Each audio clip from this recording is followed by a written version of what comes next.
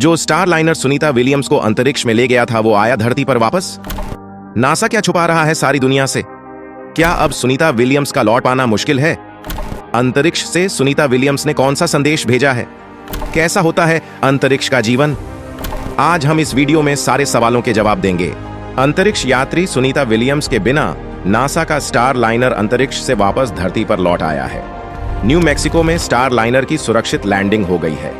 Sunita Williams और Butch Wilmore 5 जून को परीक्षण मिशन के लिए रवाना हुए थे और पूरा मिशन सिर्फ 8 दिन का ही था, लेकिन 100 दिन से ज्यादा बीत चुके हैं। दोनों अंतरिक्ष में ही फंसे हुए हैं। सुनीता विलियम्स जिस स्पेसक्राफ्ट के जरिए इंटरनेशनल स्पेस स्टेशन ISS तक पहुंची, उसे अमेरिकी एयरक्राफ्ट कंपनी बोइंग ने डेवलप किया है। इस स्पेसक्राफ्ट को स्टार लाइनर नाम दिया है।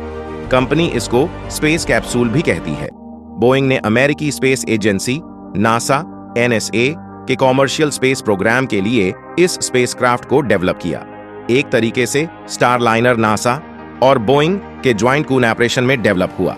5 जून को स्टार लाइनर का पहला मानव युक्त ट्रायल किया गया। सुनीता विलियम्स और बुच विल्मोर इस स्पेसक्राफ्ट से ISS के लिए रवाना हुए। हालांकि जब स्टार लाइनर को लॉन्च किया जा रहा था, तभी इसमें से हीलियम गैस लीक हो रही थी। BBC की एक रिपोर्ट के मुताबिक बोइंग के इंजीनियर्स को लॉन्चिंग के दौरान गैस लीक के बारे में पता था, पर तब उन्हें नहीं लगा कि यह कोई बड़ी समस्या है।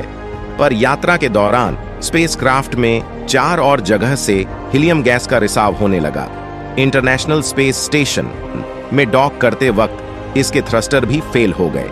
हालांकि अब नासा और बोइंग का कहना है कि 5 में से 4 थ्रस्टर ठीक कर लिए गए हैं। नासा के मुताबिक ऐसा बिल्कुल नहीं है कि स्टार लाइनर का इस्तेमाल नहीं किया जा सकता।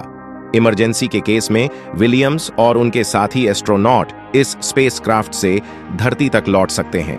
पर फिलहाल एजेंसी पूरी समस्या की तह में जाना चाहती है।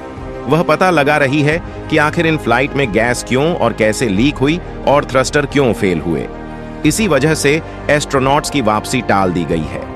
हालांकि एक्सपर्ट्स की राय नासा के स्टेटमेंट से बिल्कुल उलट है। उनके मुताबिक स्टार लाइनर में हीलियम गैस का रिसाव गंभीर समस्या की तरफ इशारा करता है। अगर गैस रिसाव का पता नहीं लगाया गया और इसे ठीक नहीं किया गया तो रिटर्न फ्लाइट में आग लगने की संभावना है। इस केस में सुनीता विलियम्स और विल्मोर की जान भी जा सकती है। एक्सपर्ट्स नासा को भी सवालों के घेरे में खड़े कर रहे हैं। सवाल कर रहे हैं कि आखिर जब एजेंसी को लॉन्चिंग के वक्त हीलियम गैस के रिसाव, हीलियम गैस लीक का पता लग गया था, तो इतना बड़ा रिस्क क्यों लिया? आखिर इस फैक्ट को छिपाया क्यों गया? सुनीता विलियम्स का 8 दिनों का मिशन 8 महीना लंबा हो गया है। हालांकि बैरी विल्मोर के साथ सुनीता अंतरिक्ष में बिजी रहेंगी।